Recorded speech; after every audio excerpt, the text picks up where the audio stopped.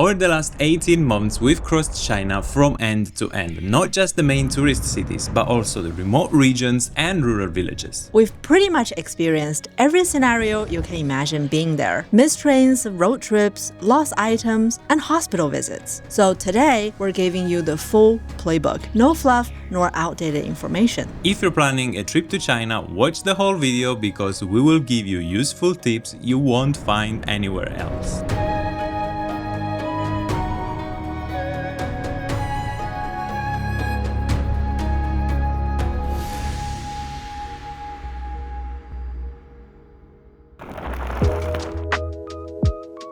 +50 country can now go to China visa-free for at least 30 days. And there's a trick nobody else really talks about it, is you can extend your visa within the country. You can go to your local national immigration office at least 7 days before the visa expiration date. You can ask for another 30 days extension. And we're gonna share step by step how to do it, even how to fill up the forms in the PDF that is attached in the description. You can download it for free, so go check it out because there's a lot of info there. Another travel hack that doesn't get mentioned a lot is that China has a very generous 240 hours transit visa policy, meaning you can stay in the country on a transit visa for up to 10 days.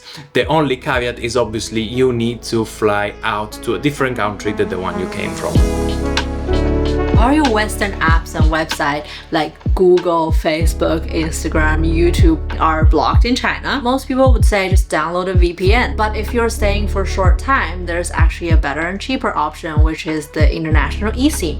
And it directly bypasses the firewall, so you can access everything on your phone. So if you just need to upload some photos on Instagram or check your Gmail, that's the way to go. But if, for example, you need to use a laptop, you will need to install a VPN on that laptop. The ones that worked for us were Mullvad, LetsVPN, and Astrill. LetsVPN for a tourist, I think it's the best option because it's more flexible, right? You can, I think, book for days or for weeks. When it comes to eSIM, there are a few providers that are very famous, but there's actually an underdog that we discovered that is way better value than other eSIMs, and we're gonna talk about it later.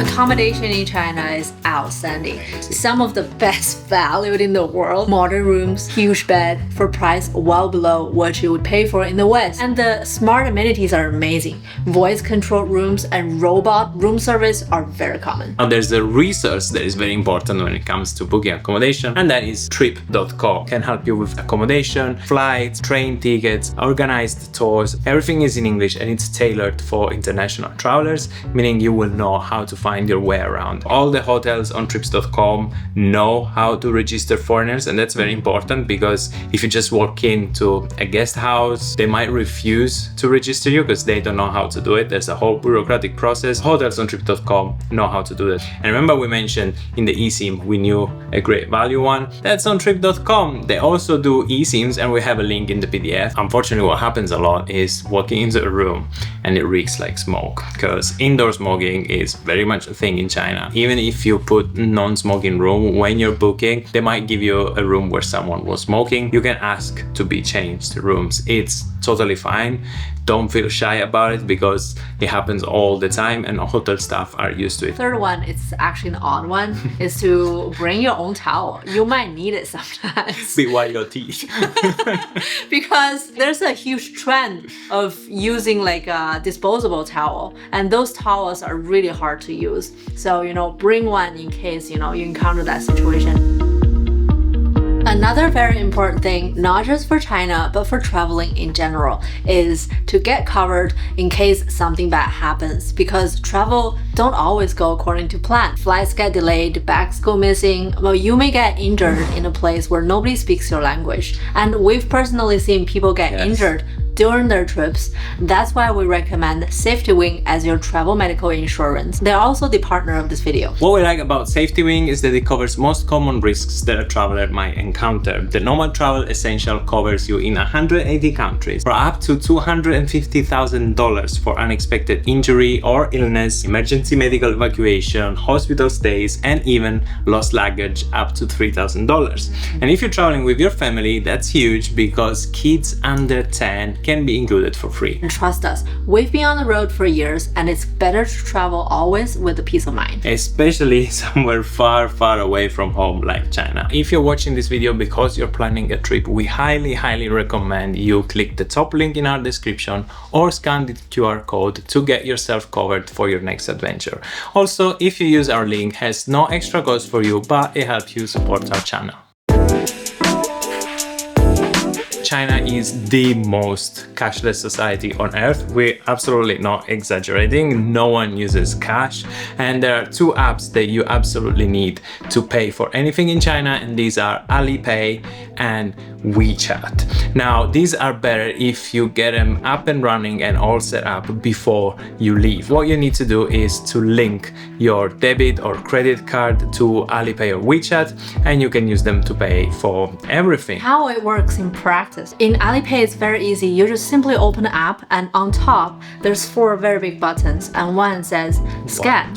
And you can scan the vendor's QR code, or there's another giant button there. It's like my QR code. You let the vendor scan your QR code is also another way to pay. On WeChat, you have to go into your wallet, and then you'll find all the functions. In major places like international chain hotels, airports, or major malls, they still accept, credit cards. But majority of the vendors, especially local vendors, they simply don't have a POS machine, so they couldn't accept credit card. Do you still need to carry cash? Yes. Absolutely, a small amount is needed, because we literally use the cash that once on top of Mount Huashan, because we want to experience the plant walk and they only take cash. So yeah, carry some. If we didn't have cash that day, we wouldn't be able to one do of the the experience. craziest experience of our trip in China, which was that plant walk. Alipay and WeChat are not just for payments. These are called super apps, meaning they contain inside them a lot of functions. You can use them to chat with people, and also have so-called mini programs or mini apps, which are apps inside the app. So for a lot of services, you will not need to download a separate app. And with Alipay in particular, this is great because Alipay has a little floating translating window. So if you download a mini app and you use it through Alipay, you will be able to translate the Chinese characters to English. For example, very useful mini app that you will absolutely use is Didi, which is sort of like the Chinese Uber. It's very cheap, it's very reliable, great value to move anywhere, because it costs sometimes even a few cents per kilometer. It's very good. Obviously, you want a translation app like Google Translate. The great thing of Google Translate is you can download the Mandarin language and you will have it always on you. It will always work, even if you're not connected to the internet. When it comes to navigation apps, I think there's a little bit a need here to make things straight, because people are throwing outdated or not so accurate information out there. So it is true that Google Maps don't work, or that Apple Maps work just so and so. But then we see a lot of people recommend Baidu Maps, which works in China, but it's definitely not the best app out there. The majority of the Chinese locals use what's called Amap. In Chinese, it's Gaode map, because it has the most complete and accurate location pins. On top of that, they have their own ride service. It's like a Uber, so you can click in and call a ride. I think the reason why Amap doesn't get recommended as much, it's because it's mainly in Chinese. But the good news is you can make the app into the international version and translate it to English. And we're gonna put all the detailed stuff on how to do it in the PDF in the description. And follow it and download Amap, because it's by far the best in China. The Chinese high-speed rail network is the largest in the world, run at 300 kilometers an hour and connecting all the major cities in the country. From Beijing to Shanghai, only 4 hours. Be careful, because we see a lot of people make a very simple mistake, and we're gonna talk about that later. But first, let's start with a few tips. First, you need to know where you get a ticket from. We do highly recommend for foreign visitors, just use trip.com. It's the easiest way. And do book train tickets ahead, because train tickets do sold out, like especially for hot locations. But not too much ahead. But not so much ahead, because they only open for like booking 2 weeks ahead, like 15 days or something. And you don't really get tickets, like actual physical tickets. You don't have to print anything. You don't have extra QR code in your phone, because it's directly tied to your passport number. So be extra sure that your passport number when you book is correct. And then you just have to scan your passport to go through the gates. Some stations work, some stations don't. So when it doesn't work, you just go for like a human attendant. They usually always position on the right end of the machine rows. So you just go to them. Remember to arrive to the station a bit earlier because the queue could be massive in some stations. They also have the bag x-rays, so you have to queue up for that. The gate, they close like between 10 minutes before. You can change for free travel date within the app. That happens to us all the time. Maybe we booked on the weekend and then we're tired, we don't want to go. We just, change the departure dates. If you are late for your train, for example, you have to go to the kiosk and the person in the train station will change that for you. And that service is also for free, but you need to pay for the ticket difference. So what is the mistake that causes people to miss trains all the time? Is the incredible talent that China has for naming stations in the most confusing way. So in the same city, you might have Eastern Railway Station and the Eastern Station and the Southern Railway Station and the Southern Station, and that sounds like they're the same place. They're not. The Southern Station is different than Southern Railway Station. Once you book, check the Chinese character that they visually match with the station you're going to when you check on the map. So the best way to get around the city is to use the bus metro system or Didi. Well, Didi is really cheap, so that would be the first suggestion I go with. But within the city also, metro and bus are really convenient. And if you don't want a physical ticket, you can also go into your Alipay and there's a giant transport button and you can choose the city and then generate a bus system QR code. If you're a pedestrian, be very mindful of how e-bike riders drive. They would go on sidewalks, zebra crossing, they would pass with red lights. So always be like double, triple checking that you're not about to get cut off, because it can happen.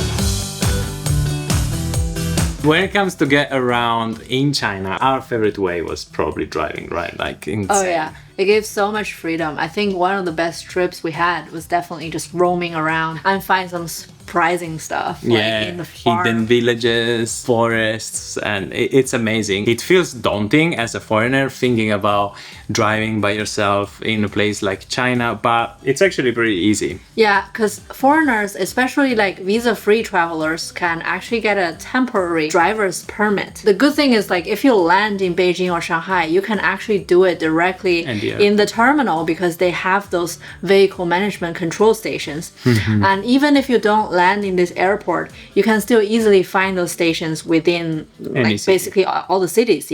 And the whole process takes roughly 10 to 15 minutes. Super easy. And in our PDF, we prepared all the documents you need to go through this process, including a step-by-step guide. And it's really fun to drive in China because, it's famous for the EVs. I really wanted to try them. It's actually very convenient because a BYD EV would cost about $20-25 a day. And for the price per kilometer is unbeatable because electricity is pretty cheap. You can charge it with $4-5 and you get 300-400 kilometers of range. Takes only 1 hour to charge. So it's super convenient. Definitely use Amap because Chinese roads are really wide. Some passes are really complicated. Amap give you detailed orientations. Is China safe or is it dangerous? Yeah, of course. You can just assume people will not take anything. You can leave your phone on a bench and, go back half an hour later, 40 minutes later, 1 hour later, and it's still gonna be there. Also, recovering your stuff when you lose it. It happened to us several times. In Xi'an, we lost a microphone. We called the metro station and they helped us to find it within 24 hours. And the earphones in Urumqi? Yeah, in the airport. If you lose something, always assume you're gonna get it back. Either people left it where it was, or they will take it to the nearest lost and found, if there is any, or the nearest shop or police station. We lost the drone. The drone went straight into the water in Lijiang, like in this tiny lake. So we immediately found the park manager and they managed to, bring a boat and start to search for us. And we eventually found it. If anything goes wrong, and not just with safety, but in general, there's a really cool thing about China that no one else talks about, but we experienced, which is the 1, 2, 3, 4, 5. This is the number you can dial specifically to get any sort of help or make a claim. For example, if you have a dispute with a hotel or if you got overcharged by the restaurant, restaurants. They have 24 hours to get back to you. You're gonna get attention in your language as well, because I think in Beijing it's like 8 languages, Oh, yeah. Shanghai 18 languages. It's crazy. Careful if you're eating Sichuan, Hunan. Oh yeah, there's regions with Jiangxi. food particularly spicy. Make sure always tell them 不辣. It's like non-spicy. If you want vegan, strictly vegan, next to Buddhist temples, sometimes, especially major Buddhist temples, there are those vegan canteens. You can just ask the restaurant to make you vegan, like just without putting meat in there, because there's a lot of Chinese dishes. Naturally, they have no meat. And make sure you tell them don't use animal fat. There's a lot of Muslim in China as well, and it's really common to find halal food in all the cities. Yeah, you look for Lanzhou, Lamian, or Xinjiang food, it's gonna be halal. Be ready to receive hot water. Oh yeah, Whenever in you get- restaurants, yeah, it's usually hot water because tap water is not drinkable. So they would boil the tap water and serve you hot water. And usually they would put some tea in it. So that's always come with your meal for free. In the bring your own culture in China, it's Still it's exists. super relaxed. You can bring your own alcohol, non-alcohol. You can bring food from other places inside other restaurants. In Harbin, we bought a bunch of meat, mushrooms, veggies from the morning market, and we took it to a hot pot place. It's very normal. Like, you bring your own stuff. And it's fine. Sometimes you will be in a touristy place, or you will be, and you're like, probably I'm gonna get overcharged here. Or you're in a place where places look kind of dodgy and you don't feel confident eating there. One trick we used a few times is go to a mall. Shopping malls, either in the basement or the top floor, they have the food court. It would be guaranteed fair price, very clean, and you get very good food as well. There is no tipping culture in China. Even if you do it out of goodwill because you think the service was amazing, it can be offensive. Eating loud and slurping is a way to say, I'm loving this food. So it's actually more polite if you do that. I think there's the science behind it because Yeah. Asian people love eating hot food. So when you eat hot food, well, you have to slurp because with the airflow, like it kind of cools down, it doesn't burn your mouth. In public toilets, well, don't expect to find soap. Don't expect to find tissue. Bring some sanitizers with you at all times and a small pack of tissue. I'm gonna drop the bomb here, okay? The squat toilet. Yeah. I didn't expect this to exist still in China, but they still It do. does. Because majority of Chinese are still prefer the squatting toilet because it's cleaner.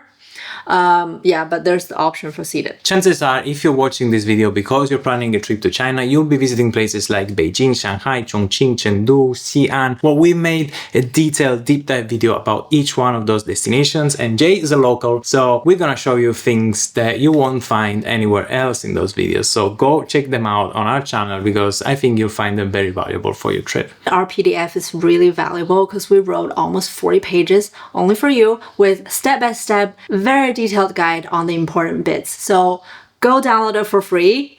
It will be super helpful. And if you want to see more of us, go subscribe.